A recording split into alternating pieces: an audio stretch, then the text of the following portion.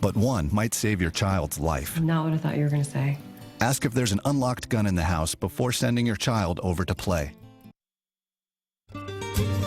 From the News Channel 5 Network, this is Que Pasa Nashville. Bienvenidos and welcome to Que Pasa Nashville. My name is Cristina Allen and thank you for joining us. Today I have two guests from the Metro Planning Department with Metro Nashville. We have Tifinie Capehart and Brenda Diaz. Mucho gusto. Thank you for joining us. Thank you for having us. I know, Tifinie, you've been here before and talking about Nashville Next, this huge project to see where we're going to be like Nashville in 25 years.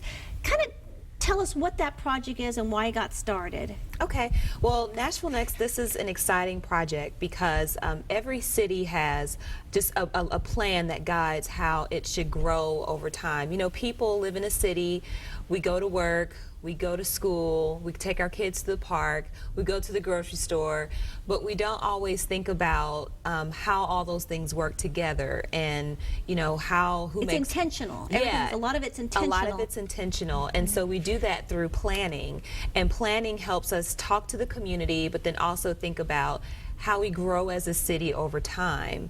And so that's an important process that exists, you know, here in Nashville, is the planning process. And so Nashville Next is is planning for the next 25 years. And so in looking at this initiative, we started last year or when did it get started? So we started in 2012 with some kind of preliminary work that we were doing, and then in 2013 we had a huge kickoff event down at the main public library where, depending on who you talk to, we probably had about 1,000 people there, but it was a great turnout. And then from there we kicked off the process, and the process is really based on community outreach, setting a vision and goals for Nashville for the next 25 years, and then working with the community, with Metro departments, with the mayor's office, and with other community organizations and partners to create, you know, action steps to help implement the plan in various ways. But it was pretty much dialogue, and were you participating a lot in the outreach as well? Right, so we've gone through different parts of the engagement, community engagement. We've gone through different types of engagement as well, the media. We've gone out to community meetings. We've had big events like the kickoff events as well, and this is all a process of gathering information from the public. So this is all input that we've gathered and what we've put together from what they've told us. So I've seen you guys everywhere. You guys been all over Davidson County. I mean, and from the Hispanic community, which you had a great outreach, north, everywhere, Bellevue. So you're pretty much asking me, what do you see the vision of your neighborhood? What will it take to get there? And just, do you have planned questions, or how did that work? Yeah, so as planners, you know, what we are doing is really responding to, you know, trends that are occurring both locally and nationally. And some of the trends that we're seeing are that we're going to see a huge population growth in Middle Tennessee, and in Nashville alone, we're going to see another about 200,000 people In the next 25 years. And then, but within the radius of Middle Tennessee, what is that projected? Do you have that? That total for the 10-county region is another 1 million people.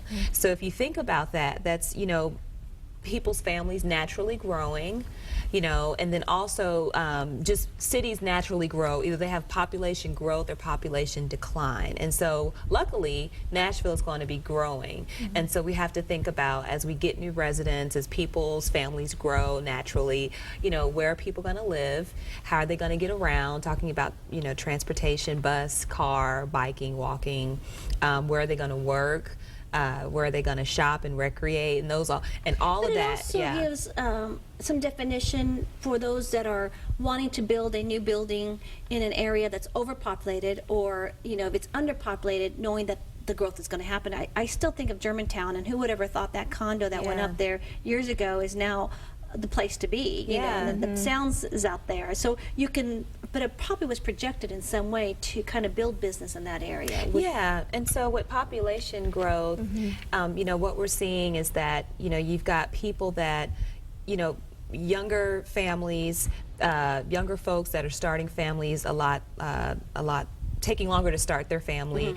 And then you have baby boomers, which are our kind of, you know, our seniors, like my parents' age, and they're going to be retiring soon. And so they're downsizing. And so what all that means is, if I'm a young person and I'm not and it's just maybe me and my husband, I just want a smaller house, and I want to be able to walk places and, you know, bike places. And similarly, as my parents, you know, they don't need the 4-bedroom house anymore because all the kids have moved out, and so they want a smaller house. And so that's why people are seeing all the condos go up, and, you know, And a lot understanding there is a reason. And There's a reason. developers know that. Yeah. So in doing all this research and getting all this data input, what were some of the, I guess, obvious stuff? Population growth? I mean. Right. So we had a part of the engagement where we asked people, what are your priorities?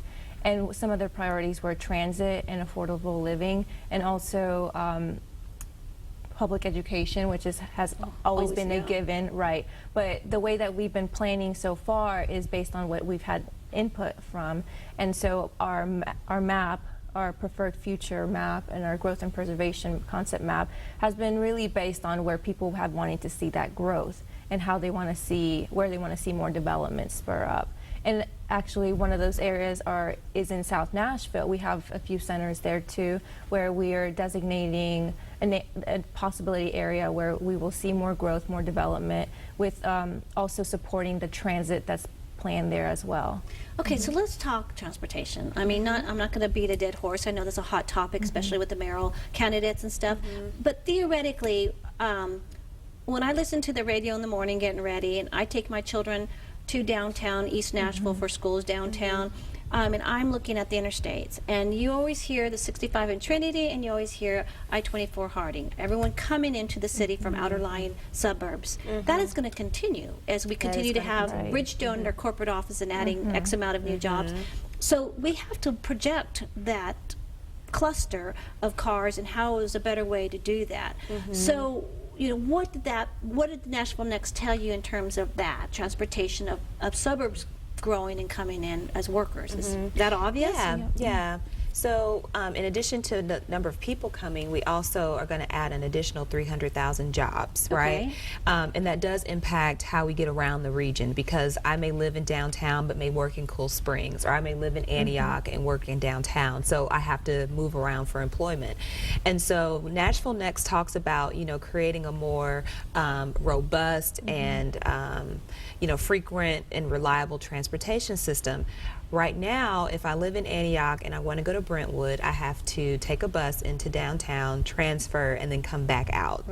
What the Preferred Future talks about is creating crosstown routes to where I can maybe transfer at the Hickory Hollow Southeast Community Center and then take a bus into Brentwood. And so, but in order to do that, you've got to have the coming and going of people that can ride the bus. You don't want to put a large transit investment in, you know, Jolton, because it's a rural area. And so we want to make sure that we grow our land uses with the transit. And so that's what the Preferred Future talks about, is taking places like Nolensville Pike, Murfreesboro Pike, Gallatin, and really where there's a growth spur. Where there's growth, and putting the people and the jobs and amenities where the transit can serve them. So, and that also coincides with one of our guiding principles that we have 6 guiding principles for this Nashville Next process, and one of them is ensure opportunity for all. And we, you know, part of transit is ensuring that people can get to their jobs, schools, daycare, wherever they need to get to. So I think that's really part of our biggest vision, is making sure that people can have those opportunities and a way to get there. Well, I think we also have to look at that, even with affordable housing, which is also another issue. I remember when the affordable housing nonprofit organization built the row 8.9 across from Farmers Market, and they were affordable housing, not low-income, affordable housing. Those things sold out immediately, and mostly the people who purchased them were non-Nashvillians, because they're used to Chicagoans walking to work and going to the grocery store. And, you know, us Nashvillians are, well, you know, we have to get in our car and drive, you know. So do you see the people moving in, I don't know the word demanding it or expecting it, because that is how they live? They don't need cars, they have transit? Well, you know, it's interesting because someone asked the question, MTA has started their strategic planning process, so I encourage viewers to look into that, the bus system here, bus service here. And someone asked, you know, how are we accommodating tourists in our transit, in their transit needs?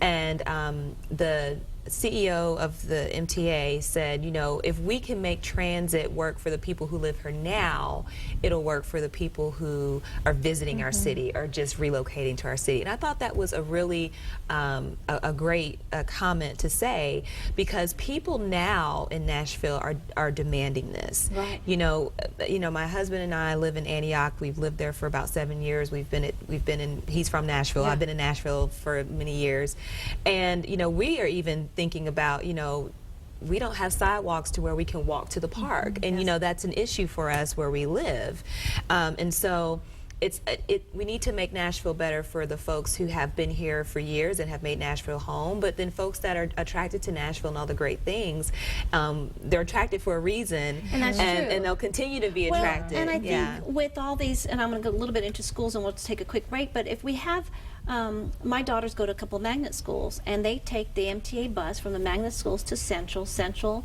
to location, and then I pick them up there. And there's about 15 of us cars waiting for our kids to get off.